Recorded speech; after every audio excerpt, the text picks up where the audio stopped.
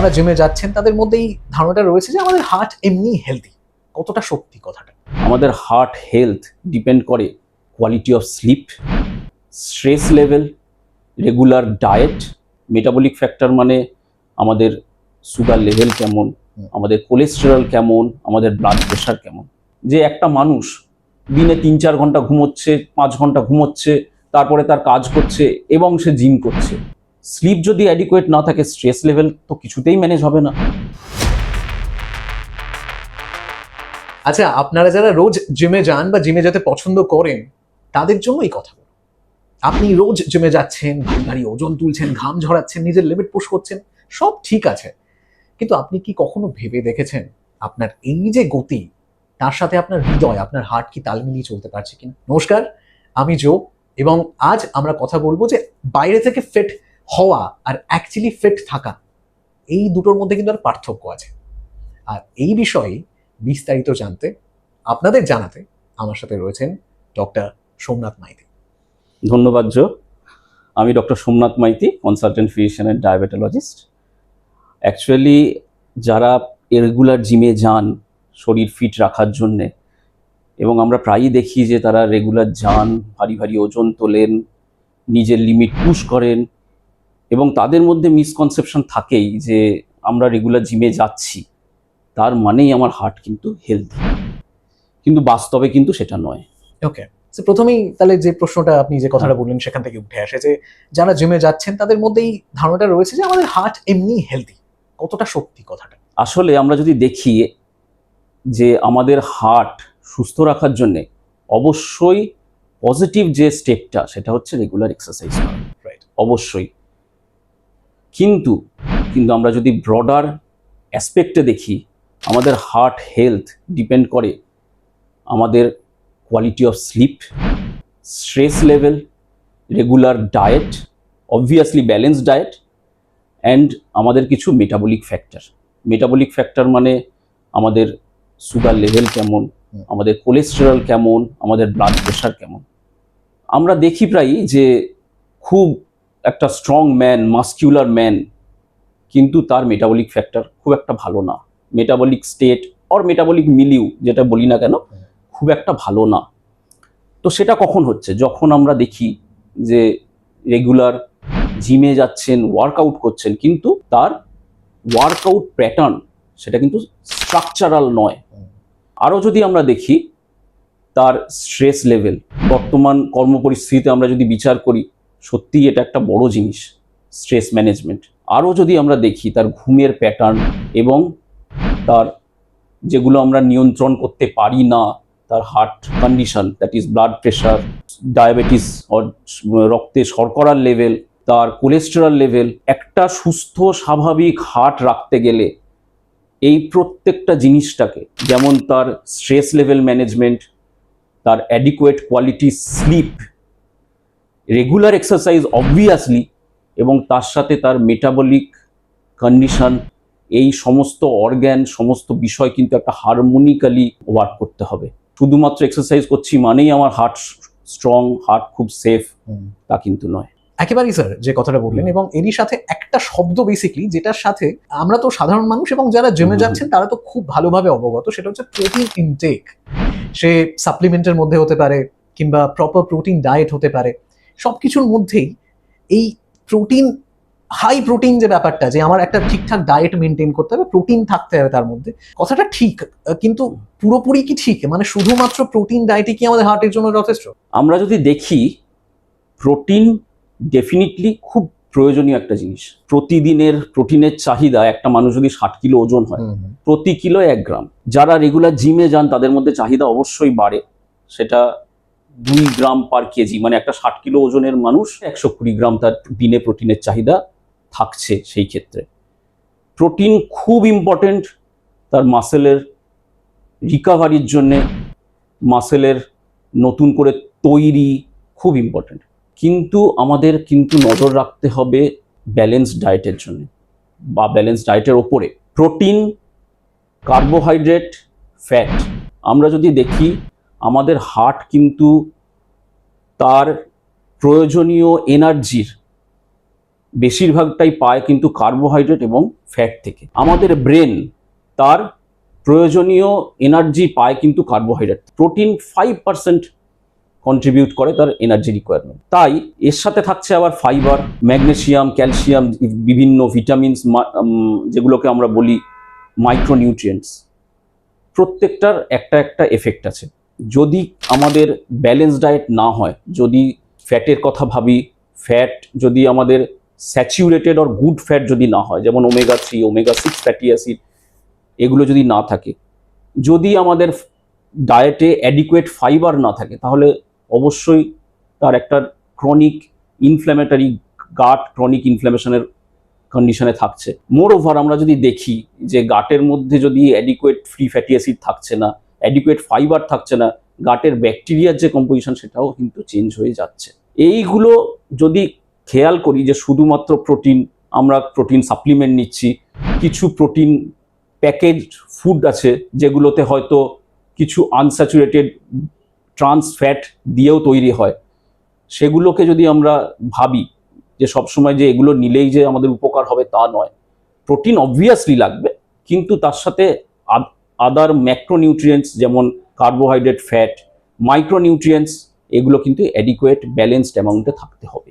Sir একটা জিনিস, যারা জিমে যাচ্ছেন অনেকেই যেটা করেন যে হাই ইন্টেন্সিটি ওয়ার্কআউট, নিজের লিমিটকে পুশ করার একটা চ্যালেঞ্জ বা ইচ্ছে থাকে, সেটা হচ্ছে, কিন্তু ঠিক ওই সময় যখন ওরকম হাই ইন্টেন্সিটি ওয়ার্কআউট করা হচ্ছে, ঠিক হার্টের মধ্যে কি হয়? অ্যাকচুয়ালি আমাদের যখন হাই ইন্টেন্সিটি ওয়ার্কআউট হচ্ছে, মাসেলে রক্তের চাহিদা কিন্তু বেড়ে যাচ্ছে, অক্সিজেনের চাহিদা বেড়ে যাচ্ছে, মাসেলে তার মেটাবলিজম বেড়ে যাচ্ছে, সুতরাং তার মধ্যে কিছু আননিডেড, যেগুলো আমাদের প্রয়োজনীয় নয়, এক্সক্রিটারি সাবস্টেন্স, সেগুলো জমে যাচ্ছে। সুতরাং সেই সময় মাসেলের রক্তের চাহিদা বাড়ছে, অক্সিজেনের চাহিদা বাড়ছে। তো হার্টকে তার সাথে কোপ আপ করতে হবে। হার্ট পাম্প করবে জোরে, that is the force of contraction of the heart is increasing. আবার দেখা যায় যে হার্ট রেট বাড়বে, হার্ট রেট যদি বেড়ে যায়, সেইভাবেই হার্ট কাজ করে মাসেলের মধ্যে তার নিউট্রিয়েন্টস পৌঁছে দেওয়ার জন্য, অক্সিজেন পৌঁছে দেওয়ার জন্য। তো হার্টের রেট বেড়ে যাচ্ছে, হার্টের পাম্পিং ক্যাপাসিটি বেড়ে যাচ্ছে, দ্যাট ইজ যেটাকে আমরা বলি ফোর্স অফ কন্ট্রাকশন, সেটা বেড়ে যাচ্ছে। এগুলো বেনিফিশিয়াল রেসপন্স, এগুলোই নর্মাল ফিজিওলজিক্যাল রেসপন্স অবশ্যই। আবার আমরা যদি দেখি ভালসালভা ম্যানিউভার, যেটা আমরা দেখি যারা রেগুলার জিম গোয়ার্স, যারা স্কোয়াট করেন এবং ডেড লিফট করছেন, সেই সময় দেখা যায় যে ইন্টেন্স একটা খুব ভারী ওজন তোলার সময় তাদের ব্রিদিং হোল্ড করতে হচ্ছে, সেই সময় কিন্তু আমাদের চেস্টের মধ্যে প্রেশার ভীষণভাবে বেড়ে যাচ্ছে। এবং proper breathe in and breathe out, এটাও খুব ইম্পর্টেন্ট। এই জিনিসগুলো যদি আমরা ঠিকঠাক না দেখি, যে আমাদের ব্রিদিং প্যাটার্ন, আমাদের ভালসালভা ম্যানিউভার করার সময় আমাদের এগুলো খেয়াল করতে গেলে অবশ্যই আমাদের স্ট্রাকচার্ড প্যাটার্ন হতে হবে, স্ট্রাকচার প্যাটার্ন অফ এক্সারসাইজ। তার মানে হচ্ছে যে অবশ্যই আমি জিমে গিয়েই সাথে সাথে আমি ভারী ওজন তুলে ফেলবো না, তার জন্য প্রপার প্রি কন্ডিশনিং থাকতে হবে। ধীরে ধীরে ধীরে ধীরে ওজন ইনক্রিজ করব, আজকে করছি মানে আজকেই আমাকে আমার লিমিট পুশ করে ফেলতে হবে। এবং ওভারঅল সব থেকে ইম্পর্টেন্ট, একজন প্রপার গাইড বা কোচ কিন্তু থাকবে, তার সুপারভিশনেই কিন্তু আমাদের করা উচিত। সেই ক্ষেত্রে কিন্তু আমাদের হার্টের ওপর যে প্রেশারটা, আমরা জিম করতে গেলে যেরকম হার্ট রেট বেড়ে যাচ্ছে, হার্টের ফোর্স অফ কন্ট্রাকশন বেড়ে যাচ্ছে, হার্টের পাম্পিং বেড়ে যাচ্ছে, এইগুলো কিন্তু আমরা নিয়ন্ত্রণে কিন্তু রাখতে পারবো। একটা জিনিস আজকাল খুব বেশি দেখা যাচ্ছে সবার মধ্যে, সেটা হচ্ছে স্ট্রেস। আজকাল আমাদের লাইফস্টাইল চেঞ্জ হয়ে গেছে, ডেডলাইনস এবং মিটিংস, এছাড়াও পার্সোনাল লাইফের বিভিন্ন সমস্যা, এই সবের জন্য স্ট্রেস বাড়ছে সবারই কম বেশি। এবার অনেকেই মনে করেন যতক্ষণ তারা এক্সারসাইজ করছেন জিমে গিয়ে বা বাড়িতেই, মনে করছেন তারা যে আমাদের স্ট্রেসটাকে আমরা ম্যানেজ করতে পারছি ঠিকঠাক, কিন্তু শুধুমাত্র এক্সারসাইজ করেই কি স্ট্রেস ম্যানেজ করা যায় স্যার? স্ট্রেস, আজকালকার যে লাইফস্টাইল আমরা লিড করছি, আমরা যে এরকম ফাস্ট, ভেরি ফাস্ট লাইফস্টাইল, তাতে স্ট্রেস থাকবে না এটা নয়। আমরা দেখি যে জিম করলে আমাদের শরীরের কিছুদিনের মধ্যেই বেশ কিছু চেঞ্জ হয়। যেমন দেখা যায় উইদিন সাম ডেজ এন্ডরফিন বলে একটা হরমোন আছে, সেটা বেড়ে গেল। Endorphin is feel good hormone. আবার তারও কিছুদিন পরে ডোপামিন বাড়ে। এই ডোপামিন, এন্ডরফিন, এই জিনিসগুলো কিন্তু আমাদের অবশ্যই একটা ফিল গুড ফ্যাক্টর, অবশ্যই আমাদের স্ট্রেস রিলিভ করে। এই যতক্ষণ আমরা জিম করছি সেই সময় আমাদের অ্যাড্রিনালিন বেশি থাকছে, হার্ট রেট বেড়ে যাচ্ছে, অবশ্যই আমরা বাইরের পৃথিবী কিন্তু ভুলে থাকতে পারছি। কেন ওই সময়টা আমরা যে সময় জিম করছি সে সময় আমাদের কনসেন্ট্রেশন কিন্তু ওই ওজনের দিকেই থাকছে, কেন একটু ভুল হলেই কিন্তু গন্ডগোল হতে পারে। রাইট। এই সময়টা কি আমাদের মাইন্ডটা ডাইভার্ট হচ্ছে নর্মাল অ্যাক্টিভিটির সাথে, তার সাথে থাকছে আমাদের feel good hormone, endorphin, dopamine, adrenaline. তো অবশ্যই কিন্তু জিম করে কিন্তু আমরা স্ট্রেস রিলিভ করতে পারি, কিন্তু তার সাথেও আমাদের অ্যাডিকুয়েট স্লিপ, আমাদের প্রত্যেকের স্ট্রেস আলাদা আলাদা, সেই জায়গাটাই আমাদের খেয়াল রাখতে হবে। জিম করে অবশ্যই আমরা স্ট্রেস কিছুটা হলেও ম্যানেজ করতে পারি, কিন্তু তার সাথেও প্রত্যেকেরই আলাদা আলাদা নিয়ম বা প্রক্রিয়া, যেভাবে কিন্তু তারা স্ট্রেস রিলিভ করতে পারে। তার জন্য অ্যাডিকুয়েট স্লিপ অ্যান্ড যেটা হয় যে আমাদের পার্সোনাল লাইফে যে আমরা মিউজিক বা যে কাজে অ্যাক্টিভিটিতে আনন্দ পায় সেগুলো কিন্তু করা উচিত। রাইট। এই স্লিপ নিয়ে কথা বলছিলেন, স্লিপ নিয়ে জানতে চাইবো যে অনেকেই এই বিষয়টাকে ইগনোর করে যান যে এক্সারসাইজ করছি সব ঠিক আছে, কিন্তু প্রপার রেস্ট, আমাদের শরীরের রেস্ট হচ্ছে না অনেকের ক্ষেত্রে। তো এই স্লিপ বা প্রপার রেস্ট কতটা ইম্পর্টেন্ট? আচ্ছা, আমরা যদি দেখি যে আমাদের জীবনের কোন কোন জিনিসগুলো ইম্পর্টেন্ট, প্রথম আসছে স্লিপ, সেকেন্ড আসছে স্ট্রেস লেভেল, ফুড, ওয়ার্কআউট। যদি আমরা প্রত্যেকটা দেখি, sleep is most important. Sleep, diet, then comes exercise. Obviously exercise and going to gym is important, কিন্তু sleep and adequate balance diet is important. আমরা দেখি গ্রোথ হরমোন, যেটা কিনা পিউবার্টিতে ম্যাক্সিমাম হয় এবং ধীরে ধীরে ধীরে ধীরে ধীরে ধীরে ওটা কমতে থাকে উইথ এজ। কিন্তু এরকম নয় যে গ্রোথ হরমোন তৈরি হওয়া বন্ধ হয়ে গেল আমাদের। গ্রোথ হরমোন তৈরি হয় কিন্তু আমরা যখন ঘুমোই।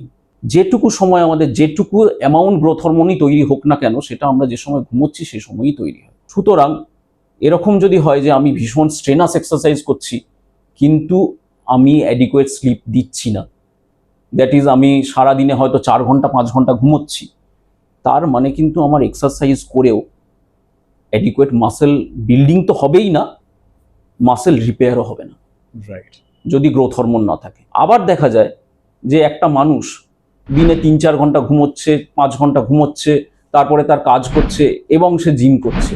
স্লিপ যদি অ্যাডিকুয়েট না থাকে, স্ট্রেস লেভেল তো কিছুতেই ম্যানেজ হবে না। যদি তাই হয় তাহলে কর্টিসল লেভেল বেশি থাকবে, এবং কর্টিসল লেভেল যদি বেশি থাকে তার মাসেল রিপেয়ারও হবে না, হার্টের ওপর এফেক্টও চলতেই থাকবে। তো কিছুতেই আমরা যে আমাদের এম যেটা, সেটা হচ্ছে হেলদি হার্ট। তো কিছুতেই কিন্তু আমরা সেই হেলদি হার্টে রিচ করতে পারবো না।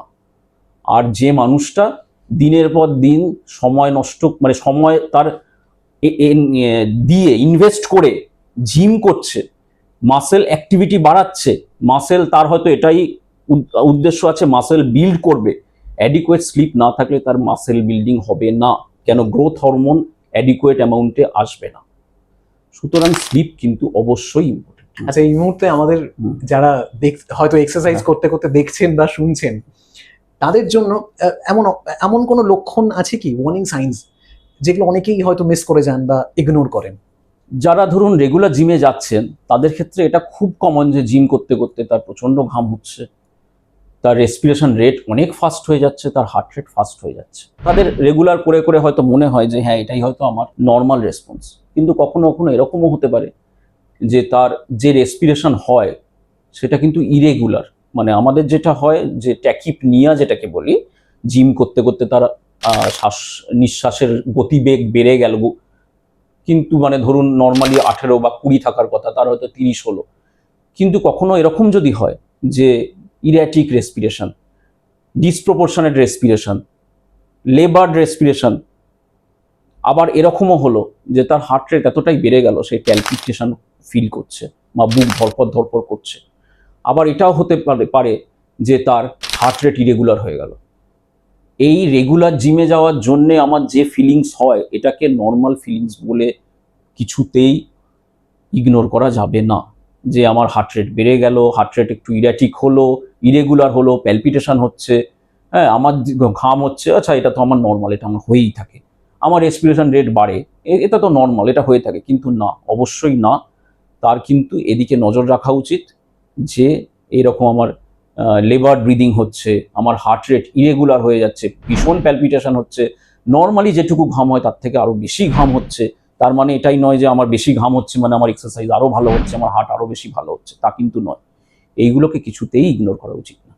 রাইট স্যার, আমরা অনেক কিছু জানতে পারলাম। এবং একটা শেষ প্রশ্ন হ্যাঁ। করতে চাইবো, যারা যারা জিম যাচ্ছেন রেগুলার বা যারা যেতে চাইছেন, ভাবছেন জিম হ্যাঁ। যাবেন, তাদের জন্য একটা মেসেজ যদি আপনি দিতে চান স্যার।